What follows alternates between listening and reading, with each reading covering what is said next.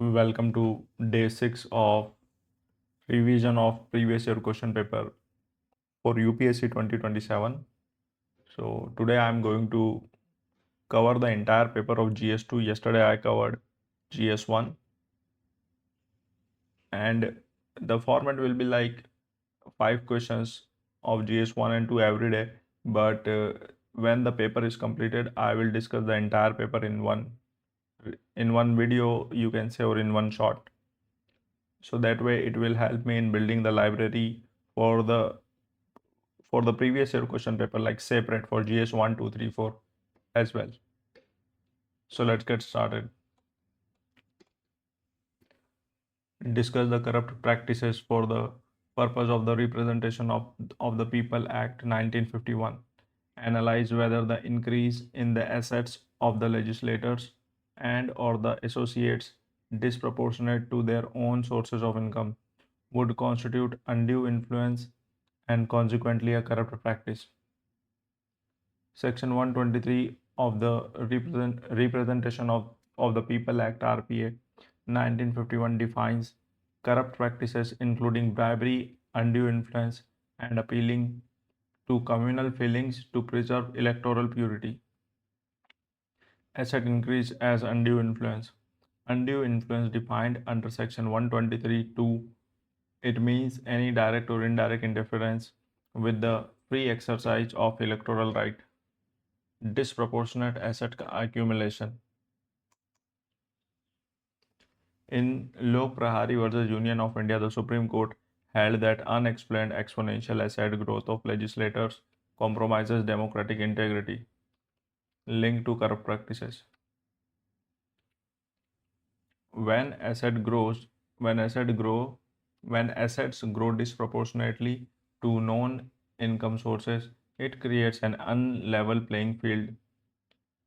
It signals potential cronyism and abuse of power, which misleads voters and interferes with their right to make an informed choice. Thus, it structurally amounts to undue influence and a corrupt practice. As per the Law Commission's 244th report, curbing economic distortion in elections is vital for upholding free and fair democratic mandates.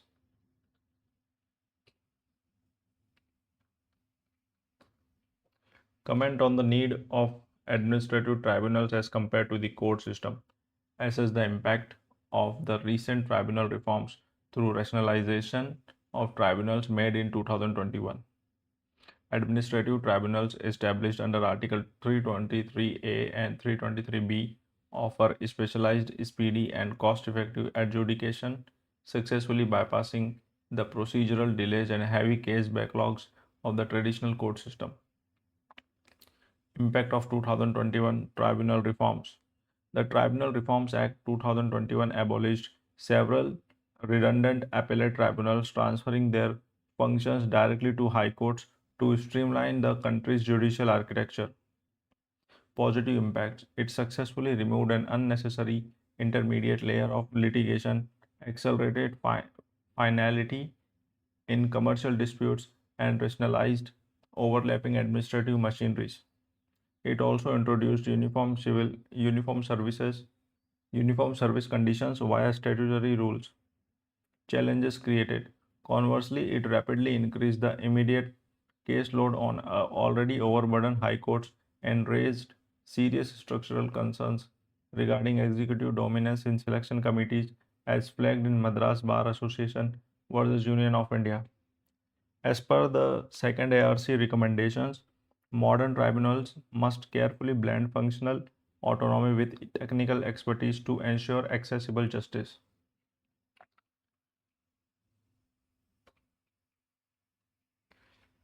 Compare and contrast the President's power to pardon in India and in the USA. Are there any limits to it in both the countries? What are preemptive pardons?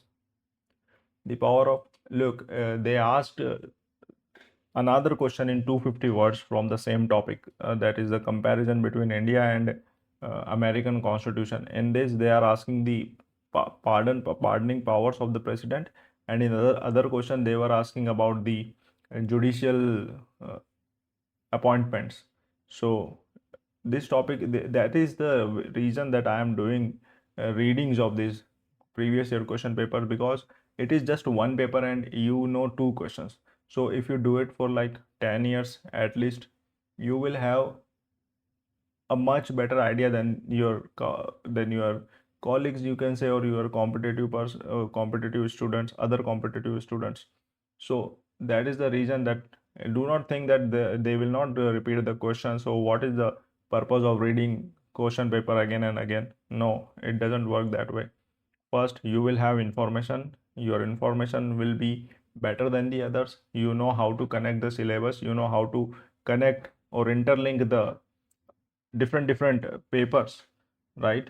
And how to interlink whatever you studied in the static and current affairs, and you will have a fair idea of what are the themes. Like you can directly uh, Google it or ask from any topper or someone that what are the themes. They will make video on YouTube that these are the themes asked in mains. But that will not gonna work for you, because unless and until you will do it by your own through the question paper previous years, you will not get an idea. Your brain uh, will not be in the condition to tackle these questions. So it is better to read them every day and have an edge over the other competitors. Okay, so the answer of this question is the power to pardon reflects executive clemency.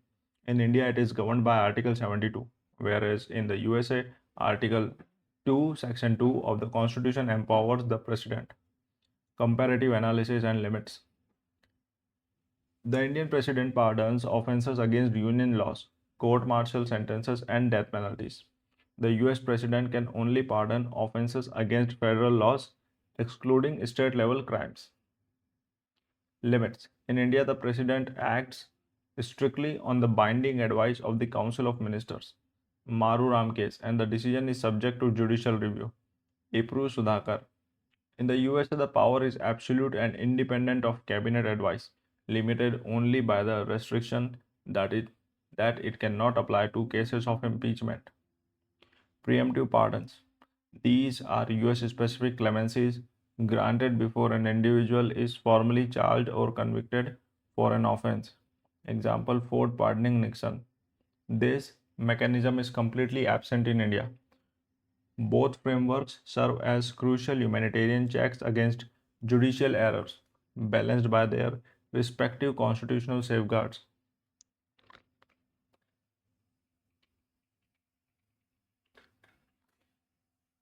Discuss the nature of Jammu and Kashmir Legislative Assembly after J&K Reorganization Act 2019. Briefly describe the powers and functions of the Assembly of the Union Territory of J&K. The Jammu and Kashmir Reorganization Act 2019 transformed the erstwhile state into two union territories, restructuring the J&K Legislative Assembly into a unicameral legislature for a union territory similar to Puducherry. Nature, powers, and functions. Nature: regular it is a regular legislative assembly for a union territory governed under Article 239A. Its term is 5 years and the executive is headed by a lieutenant governor. Legislative powers.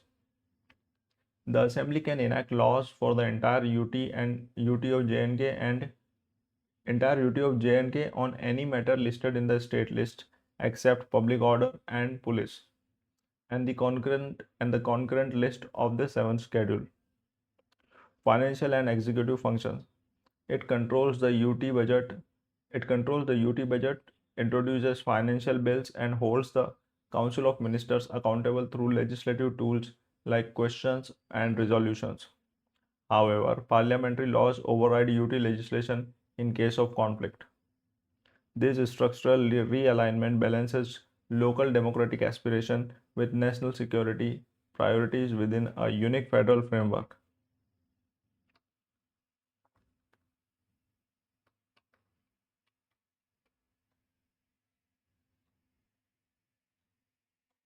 The Attorney General, the Attorney, the Attorney General of India plays a crucial role in guiding the legal framework of the Union government and ensuring sound governance through legal counsel. Discuss his responsibility, rights, and limitation in this regard. This question was asked in the earlier years as well as in prelims many times related to Attorney General. Appointed under Article 76, the Attorney General is the chief legal advisor to the Government of India and its primary representative before the Supreme Court, ensuring constitutional governance.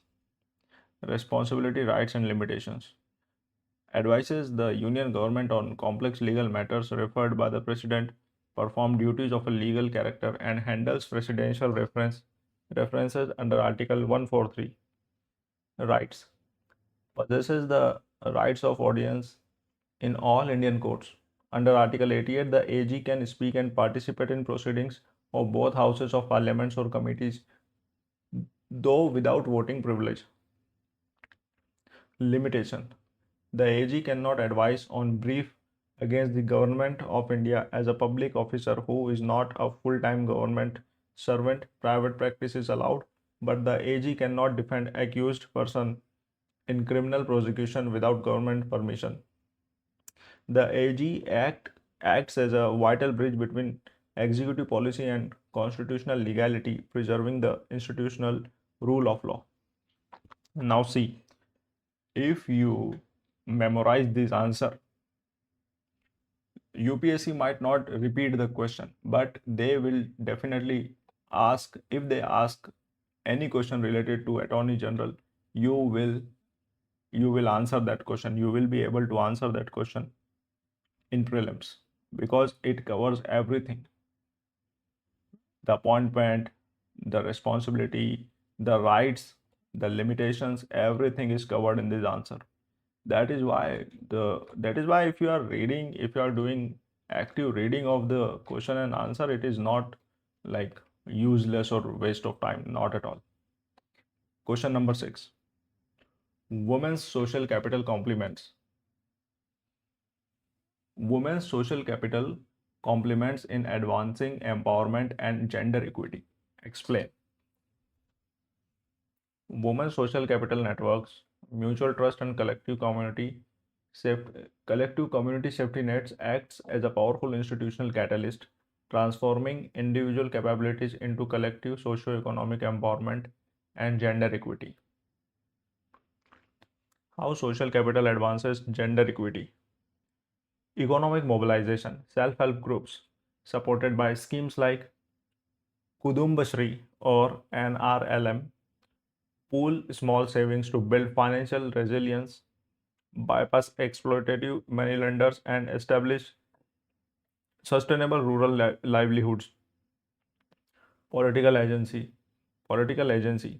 Institutional networks build leadership skills, enabling women to effectively assert their democratic rights in Gram Sabhas under Article 243D. Socio-cultural safety nets. Community-driven networks create strong collectives to challenge deeply entrenched patriarchies, reduce domestic violence, and actively improve institutional health outcomes. Example: ASHA workers.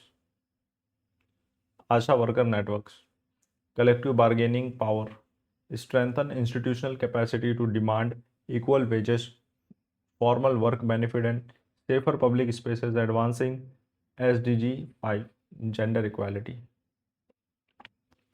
Investing in women's social capital moves them from passive welfare recipients to active leader, ensuring sustainable and democratic human development. I do not understand this idea of equal pay to women. I mean, equal pay तो मिल ही रहा है ना भाई.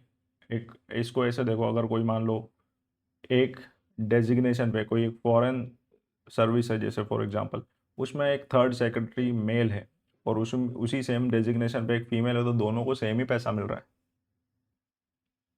ये जो बात है कि इक्वल पे नहीं मिल रहा, ये तब लागू होती है कि मान लो थर्ड सेक्रेटरी कोई मेल है या सेकंड है या एम्बेसडर है, ये मेल हैं तो इनको फॉर एग्जांपल लेट से 2 लाख रुपए मिल रहे हैं, लेकिन फीमेल को उतना पैसा नहीं मिल रहा है। प्लस वहाँ जो और लोअर डेजिग्नेशन पे काम कर रहे हैं मेल्स, उनको ज़्यादा पैसा मिल रहा है एज कम्पेयर टू उन फीमेल्स जो हायर डेजिग्नेशन पे।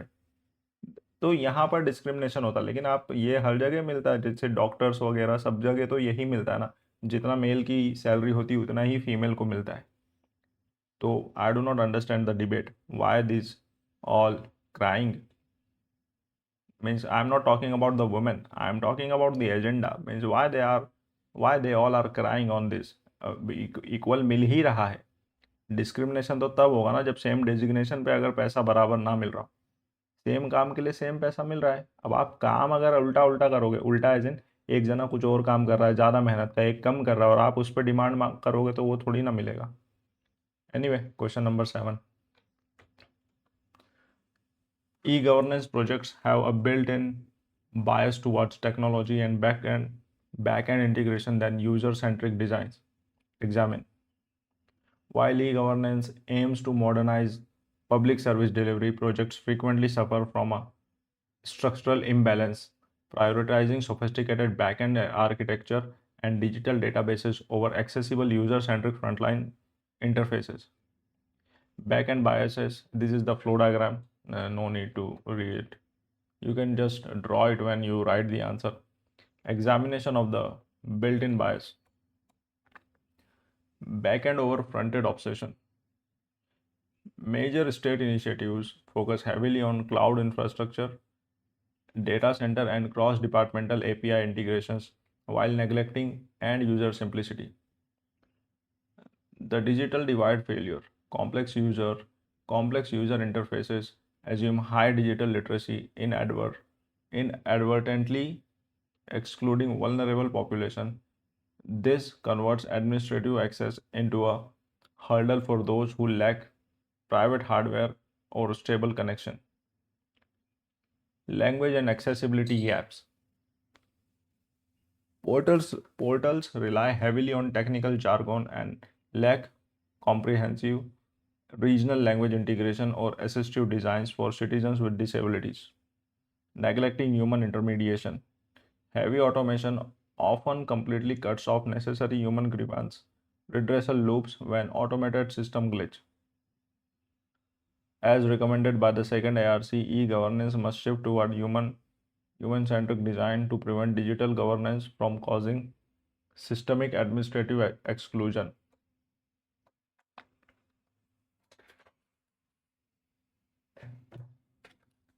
Civil society organizations are often perceived as being anti-state actors than non-state actors. Do you agree? Justify. Civil society organizations are occasionally viewed with suspicion as disruptive anti-state entities. However, this perspective conflates democratic accountability with subversion. CSOs functional fundamentally as crucial constructive non-state actors. Justifying the role of CSO. Preserving democratic accountability, CSOs challenge arbitrary state actions and defend civil liberties. This friction is not anti-state, it is an essential democratic check that protects the fundamental rights guaranteed under Article 19. Bridging the policy efficiency. Far from disrupting governance, organizations like Mazdoor Kisan Shakti Sangathan drove transformative changes like the RTI Act, enhancing administrative transparency. Silent parameters in service delivery. CSOs routinely collaborate with the government machineries to operationalize massive public welfare programs, fill grassroots implementation gaps, and provide vital disaster relief assistance. Empowering marginalized communities. They give voice to subaltern groups, helping align state actions with local needs without destabilizing institutional authority. As per Niti Aayog guidelines, CSOs should be treated as vital strategic partners rather than adversaries to achieve truly inclusive national development.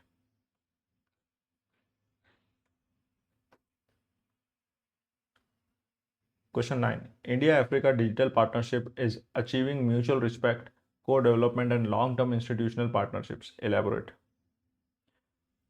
The India-Africa Digital Partnership represents a model of South-South cooperation, shifting away from resource extractive strategies towards technology-driven capacity building, structural co-development, and mutual diplomatic respect. Elaborating the strategic pillars. Mutual respect through digital public infrastructure. India shares its open source scalable digital stack like Aadhaar and UPI templates without imposing conditionalities respecting Africa's technological sovereignty. Co-development of solution. Collaboration focuses on local priorities. Joint digital initiative in fintech, agri-tech, and mobile healthcare help African nations deploy customized customized tech ecosystem that fit their local market constraints. Long-term institutional capacity. Projects like the E-Vidya Bharati and E-Arogya Bharati networks connect African students and medical professionals with premier Indian academic and medical institutions for vital education and telemedicine. By prioritizing human capital, India's digital engagement establishes a sustainable democratic framework that positions the Global South as an active driver of global technological growth.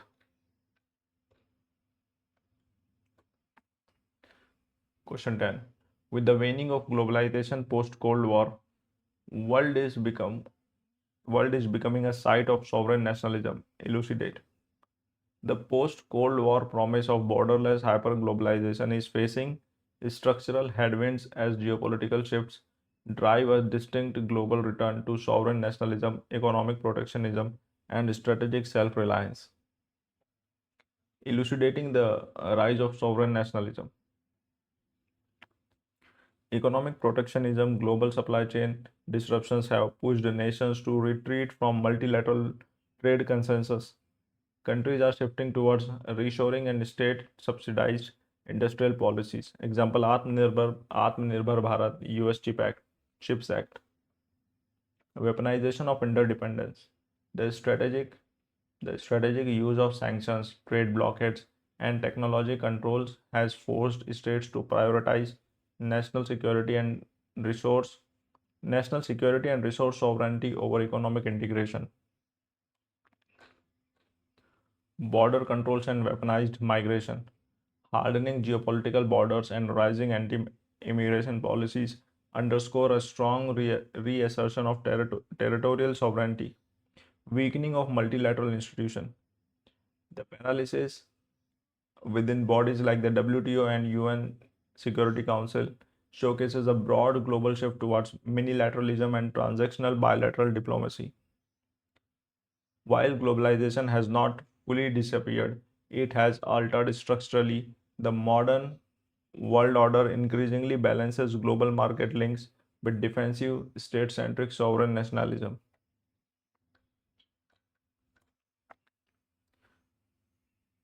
Constitutional morality is the fulcrum which acts as an essential check upon the high functionaries and citizens alike. In view of above observation of the Supreme Court explain the concept of constitutional morality and its application to ensure balance between the judicial independence and judicial accountability in India. Constitutional morality refers to a core ethical framework that prioritizes constitutional values such as the law, such as the rule of the law, such as the rule of law, justice, liberty, and institutional checks and balances over raw political power or changing social majoritarian views. Application to balance independence and accountability. Safeguarding judicial independence. Under Article 50, separation of powers, constitutional morality demands the executive respect the judiciary's autonomy. It protects judges from political interference in appointment and tenure, ensuring they can rule impartially without fear of retaliation. Enforcing judicial accountability. True independence cannot mean absolute unguided power. Constitutional morality requires the judiciary to remain accountable to the text and spirit of the Constitution. Judges must avoid overreach, respect their constitutional separation of powers, and follow clear, objective standards in their rulings. Balancing via institutional restraints. Constitutional morality guides the Supreme Court to balance its power of judicial review with judicial restraint. In cases like Navtej Singh Johar and Justice K.S. Puttaswamy, the court demonstrated how this principle can expand citizens' rights while keeping its own powers properly within the constitutional framework. Administrative transparency. It pushes the judiciary to adopt clearer administrative processes such as implementing institutional guidelines for case allocation and establishing a structured code of conduct mechanism for judicial behavior. Constitutional morality serves as an essential institutional guide, ensuring the judiciary remains independent enough to defend individual liberties while remaining accountable to the democratic framework.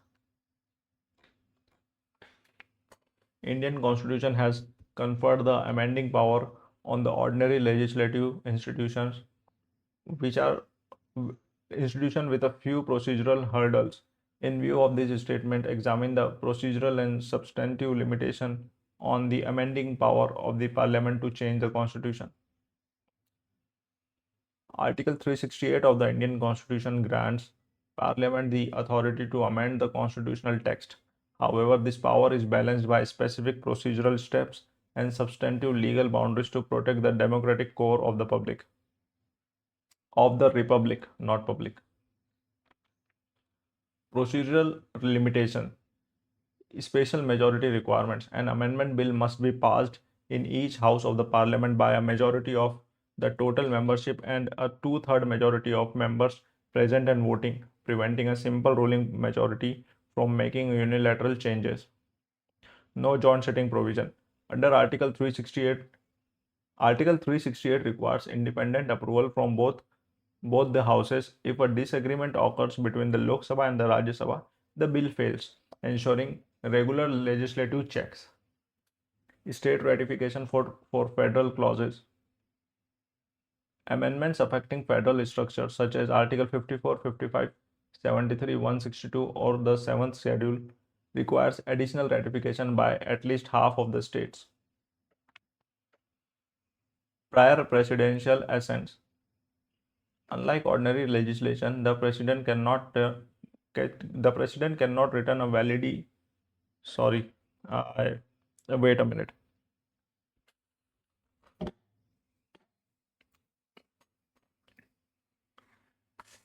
Prior presidential assent. Unlike ordinary legislation, the president cannot return a validly passed constitutional amendment bill for reconsideration and must give assent. Substantive limitations. The basic structure doctrine established in Kesavananda Bharati versus State of Kerala, the Supreme Court ruled that Parliament cannot alter or destroy the essential features of the Constitution, such as democracy, secularism, and federalism. Judicial review. In Minerva Mills versus Union of India, the court reaffirmed that judicial review is a basic feature, meaning Parliament cannot use amendments to insulate its action from judicial scrutiny. No self-expansion of power. Parliament cannot expand its limited amending power into absolute, unrestricted legislative authority. These combined procedural and substantive limits prevent a temporary legislative majority from undermining the foundational democratic identity of the nation. Again, if you memorize these answers, it will solve like 2-3 questions in prelims if they ask related to. Discuss the evolution of collegium system in India. Critically examine the advantage and disadvantages of the system of appointment of judges of the Supreme Court of India and that of the USA. This is the question I was talking about earlier. The Indian collegium system evolved through a series of judicial interpretations known as the three judges case from 1982 to 1998. This process shifted the primary authority for judicial appointments from the executive to a collective body of senior judges to preserve judicial independence. Evolution summary. First judge's case, 1982, maintained executive primacy, interpreting consultation as not binding. Second judge's case, 1993, established the collegium, ruling that consultation means concurrence. Third judge's case, expanded the collegium to include the Chief Justice of India and the four senior most judges. Comparative critical examination. Country, the advantages, these are the advantages of collegium and the USA system, and these are the disadvantages. India ensures autonomy, minimizes executive, this is the advantage. Okay. India ensures autonomy, minimizes executive overreach and political interference in appointment. These are the advantages of collegium system. Okay. Expert selection, relies on senior peers, best position to judge professional competence. Now, what are the disadvantages? The lack of transparency, operates via closed door discussions without public minutes. System nepotism, criticized for creating a self-appointing system lacking diverse social representation. USA executive plus Senate system. Democratic oversight, the advantages, balances power, the president nominates and the Senate confirms judges. Public scrutiny, public confirmation hearing ensures open vetting and accountability. The disadvantages are hyper politicization. Ideological battles often lead to partisan appointments aligned with political parties. Tenure security risk, lifelong terms can lock in institutional biases across political cycles.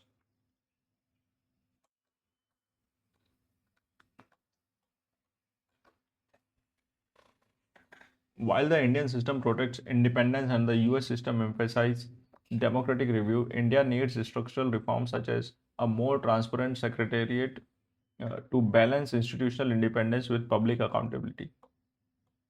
Examine the evolving pattern of center-state financial relations in the context of planned development in India. How far have the recent reforms impacted the fiscal federalism in India? Center-state financial relations have transitioned from a centralized top-down model managed by the Planning Commission to a more rule-based market-aligned framework governed under Article 280 by the Finance Commission. Evolving pattern in planned development. During the planned economy era, the central government directed development priorities through discretionary grants. These often diluted the statutory recommendations of the Finance Commission and increased the financial dependence of state governments on central planning. Impact of recent reforms on fiscal federalism. Abolition of the Planning Commission, replacing it with Niti Aayog removed the centralized discretionary funding model, shifting the responsibility of asset allocation towards cooperative federalism. Increased devolution pool. The 14th and 15th Finance Commissions expanded the divisible pool of central taxes, transferred to states to 42% and subsequently 41% after the reorganization of J&K, granting states greater financial autonomy over local budget. Implementation of GST, the goods and service tax, harmonized indirect taxes and created the GST Council under Article 279A. This body provides an egalitarian platform where states hold collective voting power, though it limits individual states' authority to modify local tax rates independently. Rise of cesses and surcharges. A growing concern is the center's increased reliance on cesses and surcharges.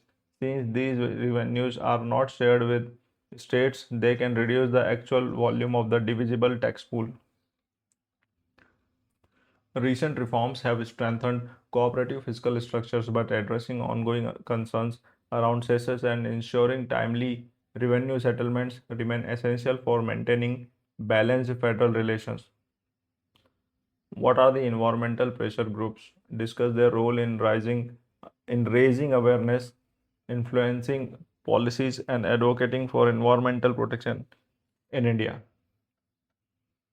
Environmental pressure group are organized collectively of are organized collectives of citizens, scientists, and activists who use non-governmental channels to advocate for ecological sustainability, protect natural habitats, and challenges environmentally damaging development plant.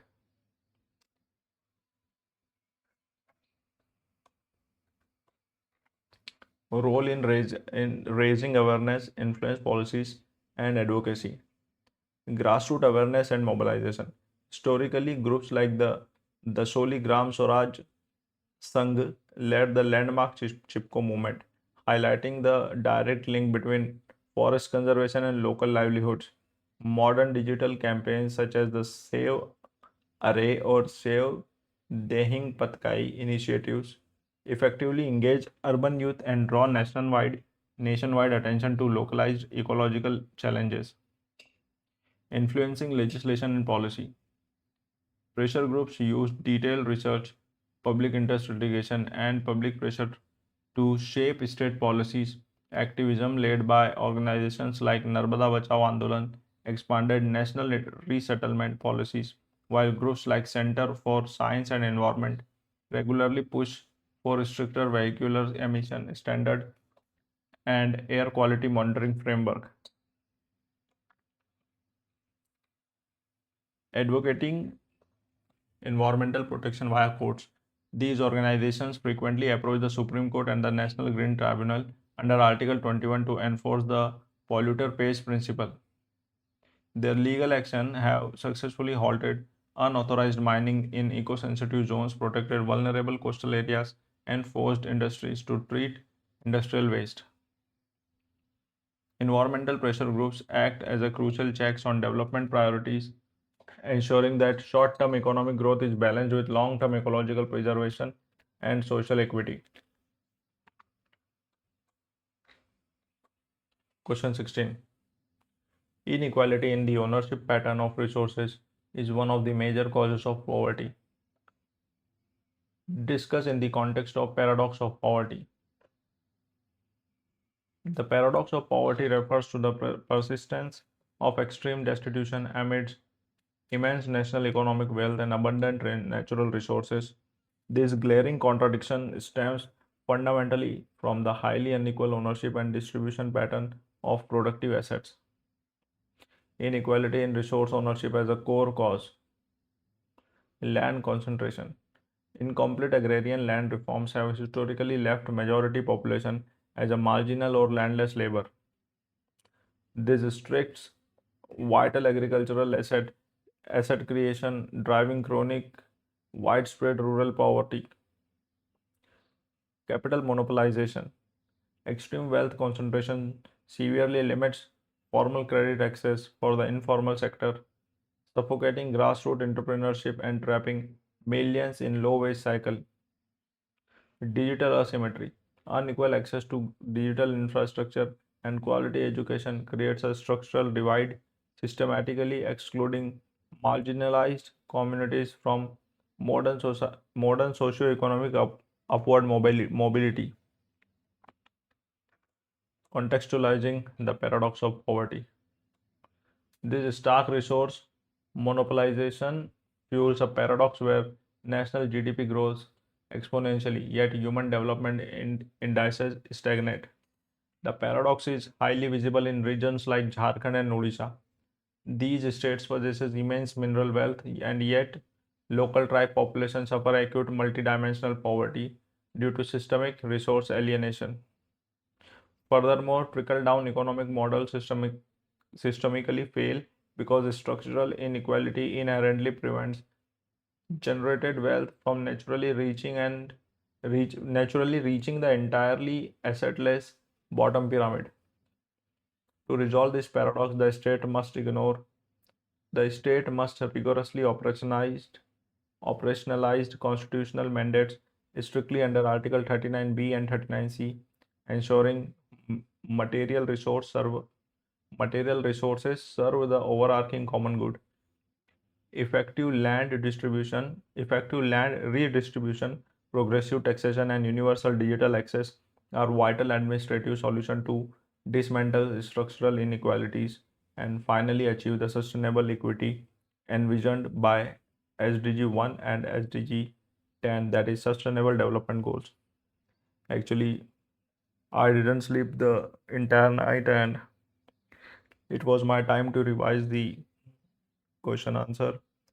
So I'm a bit sleepy, that's why I cannot read it properly. But I do not want to break the cycle, you can say. That is why I'm doing it before going to bed. Question number 17. In contemporary development models, decision making and problem solving responsibilities are not located close to the source of information and execution, defeating the objectives of development. Critically evaluate. Let me have water.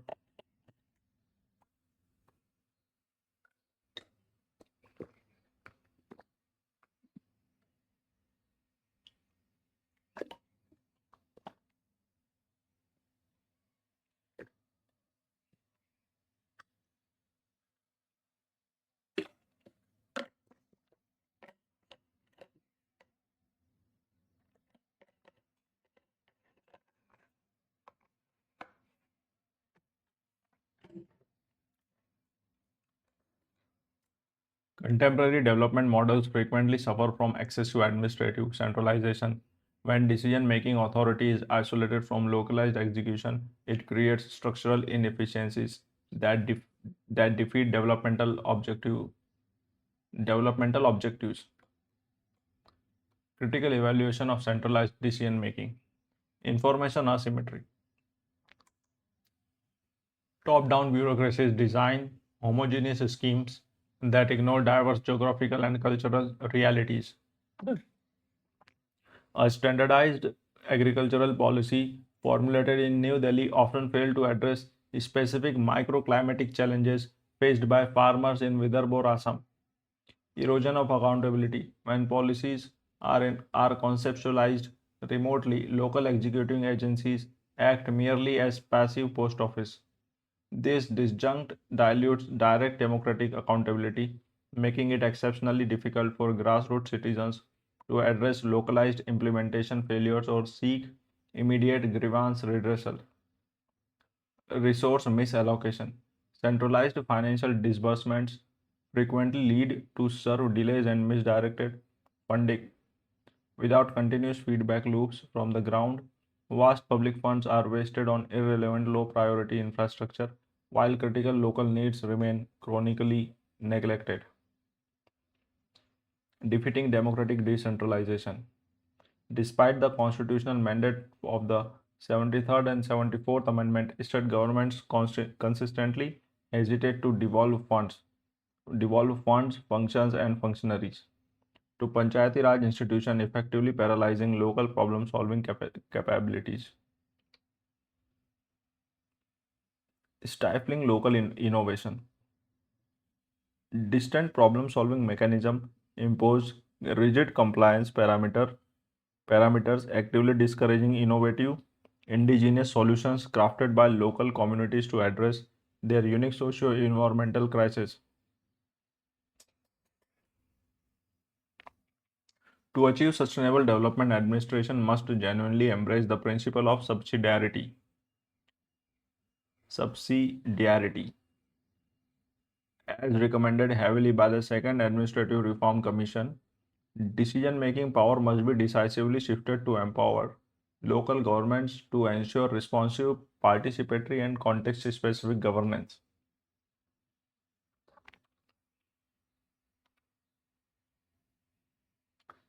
The National Commission for Protection of Child Rights has to address the challenges faced by children in the digital era, examine the existing policies, and suggest the measure to take commission suggest the measures the commission can initiate to tackle the issue. The National Commission for Protection of Child Rights faces an unprecedented, highly complex mandate to formally safeguard vulnerable minors against escalating cyberbullying, data exploitation, and profound psychological distress online. Examination of existing policies. POCSO Act 2012. It provides a stringent legal framework against child pornography and online sexual exploitation. Though technological evasions remains a massive enforcement challenge. Information Technology. Information Technology Act 2000. Section 67B explicitly penalizes the publishing and transmission of abusive material depicting children in sexually explicit digital acts. Digital Personal Data Protection DPDP Act 2023. It mandates verifiable parental consent for processing data for users under 18, preventing targeted algorithmic behavior profiling. Suggested measures for the NCPCR. Mandatory age gating enforcement. The Commission must compel social media platforms to implement strict privacy preserving age verification mechanism to prevent underage access to toxic environments. National Digital Literacy Curriculum. Collaborate with the Ministry of Education to integrate comprehensive cyber hygiene and safe browsing modulus directly into foundational school curriculums nationwide. Dedicated cyber reporting portals. Develop an anonymous AI-driven child-friendly reporting application that seamlessly connects victim directly to law enforcement and immediate psychological counseling services. Platform accountability guidelines. Establish stringent regularity frameworks holding EdTech and gaming corporations legally liable for predatory microtransactions, addictive design patterns, and hidden algorithmic manipulation. Protecting children in the digital era requires moving beyond reactive policing. The NCPCR must proactively orchestrate a collaborative regulatory ecosystem involving parents, educators, and tech giants to ensure a fundamentally safe, secure, and nurturing digital environment for all minors. Question number 19. Energy security constitutes the dominant kingpin of India's foreign policy and is linked with India's overarching influence in Middle Eastern countries. How would you integrate energy security with India's foreign policy trajectories in the coming years? Importing approximately 85% of its crude oil requirements, India's strategic energy security remains inextricably anchored to the geopolitical stability and diplomatic goodwill of the broader Middle Eastern region. Energy security and Middle Eastern influence. India has successfully transformed historical transactional buyer-seller dynamics into highly comprehensive strategic partnerships with pivotal nations like Saudi Arabia and the UAE. Millions of Indian expatriates residing permanently in the Gulf simultaneously secure vital energy supply chains while consistently generating massive economic remittance inflow. Integrating energy security with future trajectories. Diversifying hydrocarbon geographies. To mitigate Middle Eastern volatility, India must actively broaden its diplomatic energy portfolio by securing long-term supply contracts with Latin America, Central Asia, and Africa. Green energy diplomacy. The foreign policy apparatus must decisively pivot from fossil fuel dependence towards leading the International Solar Alliance and negotiating crucial technology transfers for green hydrogen production. Leveraging minilateralism. Utilizing platforms like the I2U2 and the India Middle East Europe Economic Corridor to build resilient regional energy grids and sustainable infrastructure pipelines. Acquiring overseas critical minerals.